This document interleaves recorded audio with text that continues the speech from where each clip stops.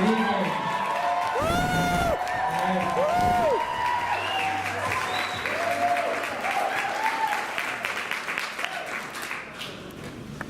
I forgot what I was going to say.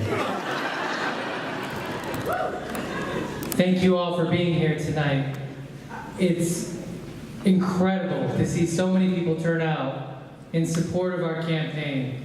So over the last 3 months, after we announced in January, we've driven thousands of miles, been to dozens of cities, many counties, and we've built a volunteer base of over 1,100 people from over 60 counties, all who want a progressive change and to stop worshiping wealth so that we can all stop fighting one another over scraps. So I want to thank you all for being here tonight.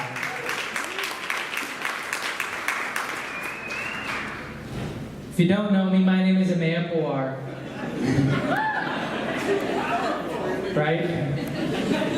I decided to throw my hat in the ring for governor because I believe in social justice, I believe in equity, and I believe in fairness. And I know most of you believe in those same things.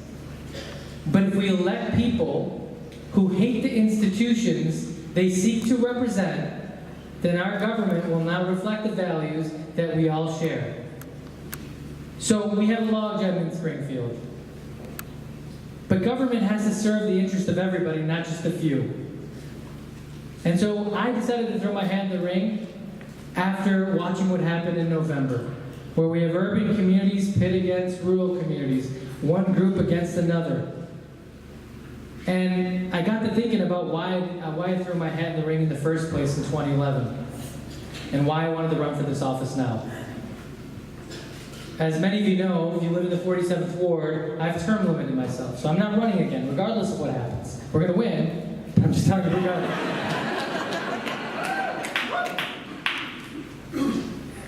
And I just got married a couple of years ago. I have a 1-year-old daughter.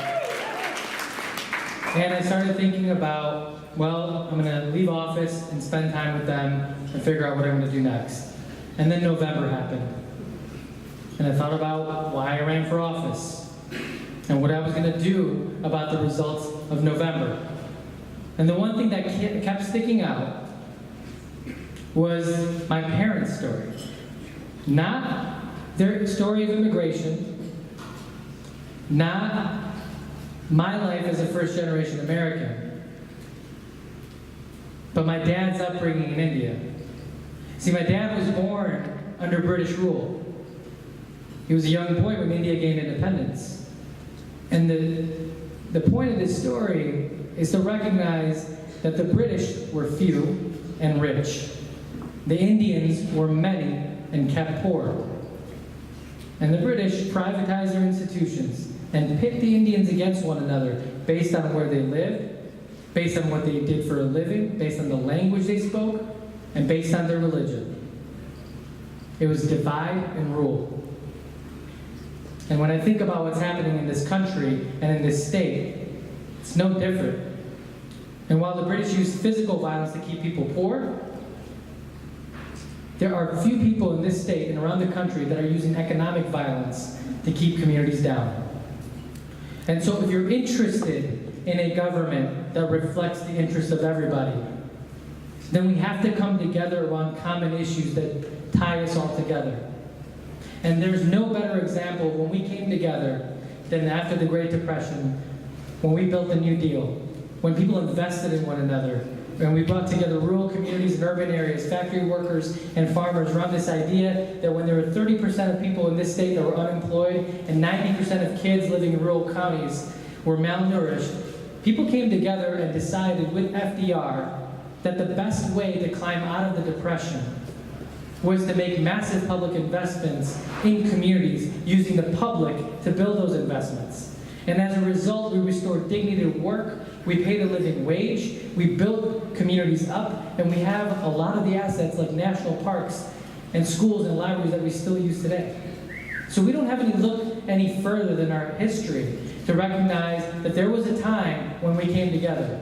And after the Depression, when we built the biggest middle class this country has seen, we certainly were not divided and we were not ruled. So going forward, if we want to stop the textbook divide and rule, a tactic that has been used by the few to suppress the many, then the only way to do that is to come together as a state.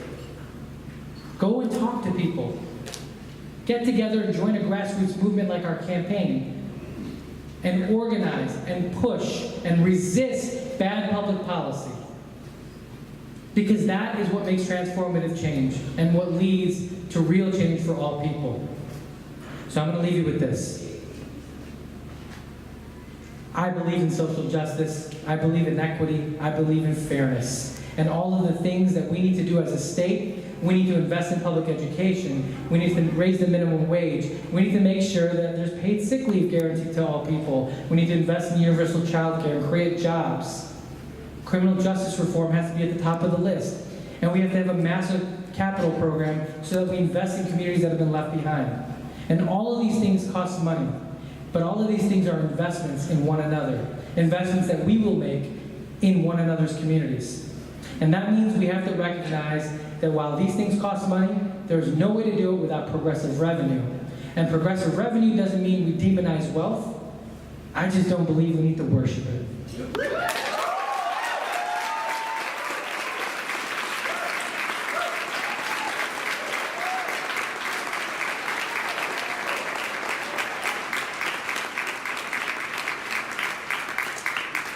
So in closing, when I see divide and rule, and when I think about that, I see that every day when I see my dad.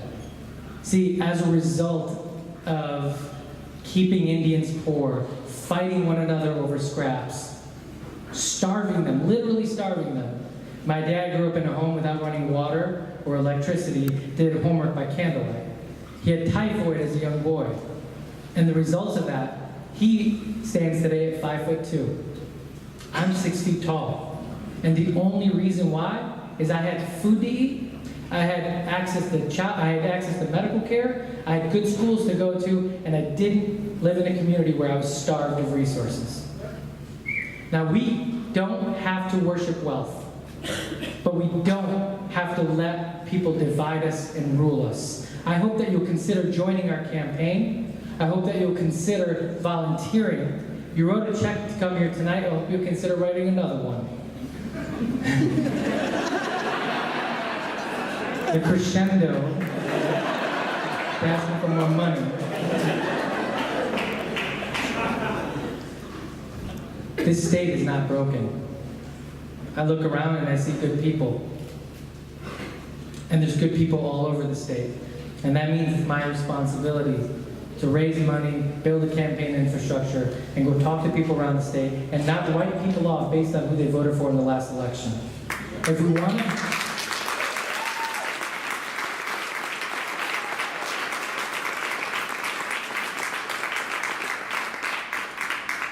to get rid of wealth worship and bring people together, then that means we have to recognize that we have a lot more in common than we do apart.